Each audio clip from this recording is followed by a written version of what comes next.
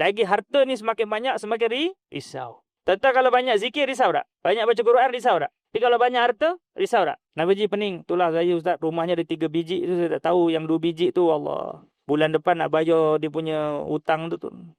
Kenapa Ji? Motor saya 3, roteknya mati 3-3 ni, pening.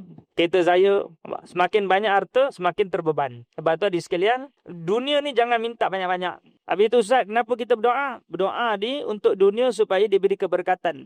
Bukan diberi banyak. Dunia ni minta tak minta dapat tuan-tuan. Tuan-tuan doa, kau tak doa, tak dapat dunia.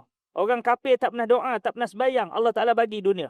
Dunia ni kita doa untuk apa dia? Ya Allah, bila rezeki yang halal, rezeki yang berkah, rezeki yang manfaat, rezeki yang boleh dekat dengan kau ya Allah. Tidak lalai ya Allah, boleh menyebabkan saya ni mudah sembahyang ya Allah. Ya, dapat rezeki yang mudah disedekahkan ya Allah. Dapat rezeki yang tidak lupa padamu ya Allah. Dapat rezeki yang bila saya dapat tidak sombong. Berapa ramai orang yang bila ada harta dia jadi sombong.